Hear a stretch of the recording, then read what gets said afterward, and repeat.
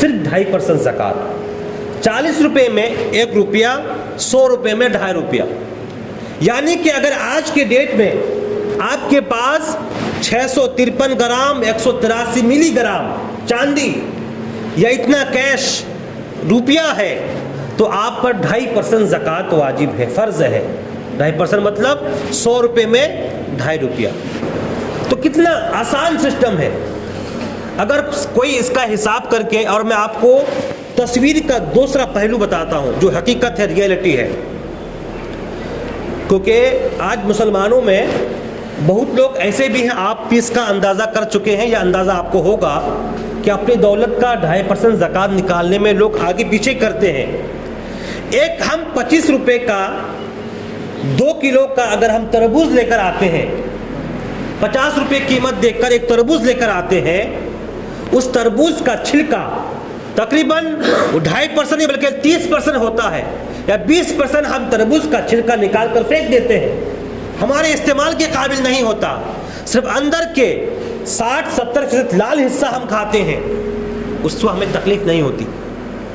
या फिर आप कोई सामान खरीदने जाइए, यहाँ तक कि बच्चे का दूध का पाउच अगर हम खरीदते हैं उसमें हमसे जीएसटी लिया जाता है।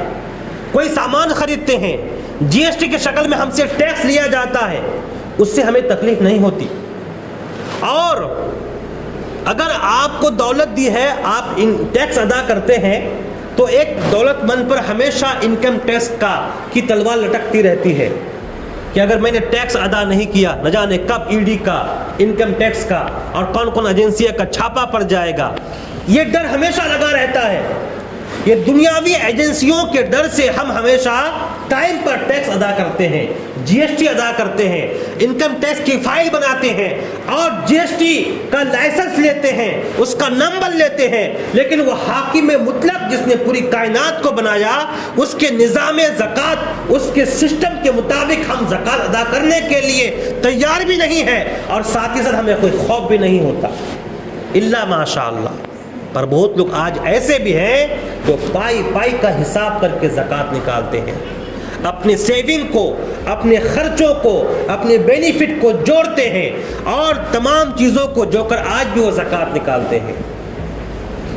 ज़कात निकालिए, क्योंकि आज आपकी ज़कात में वो जो ज़कात का माल आपकी दौलत में है वो दरअसल आपका माल नहीं है, वो गरीबों का माल है, ज़रूरतमंदों का माल है। अगर हमने ज़कात नहीं निकाला तो हमारी दौलत हमने इस्तेमाल कर लिया। आप सोचते होंगे, हम समझते होंगे, भाई मैंने कमाई है, मैंने मेहनत की, मैंने अपना पैसा खाया है।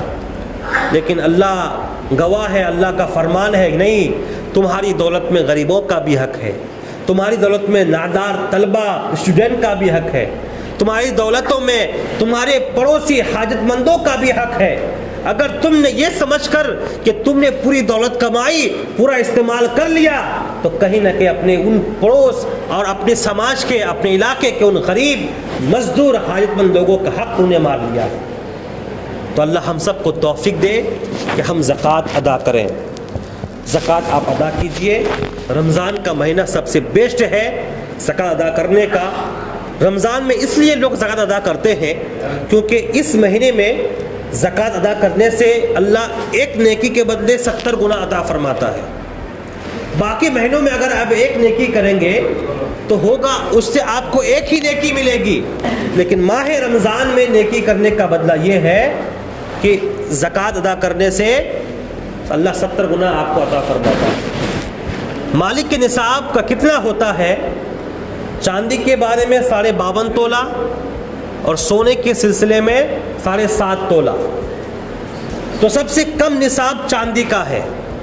इस सिलसिले में जामिया अशरफिया मुबारकपुर आजमगढ़ यूपी, उन्होंने यूँ बताया कि जो इंसान 653 ग्राम 184 मिलीग्राम चांदी का मालिक है, जिसकी कीमत आज के दौर में 48,500 रुपये है, जो आज के डेट में हाजत असलिया, घर, मकान, गाड़ी, नौकर, चाकर, घर के खाने पकाने के बर्तन, सवारी के लिए चाहे साइकिल हो, मोटरसाइकिल हो, 4 चक्का हो, कुछ भी हो, ان تمام چیزوں کے علاوہ آج کے ڈیٹ میں اس کے پاس 48,500 روپے ہے تو اس پر زکوٰۃ فرض ہے.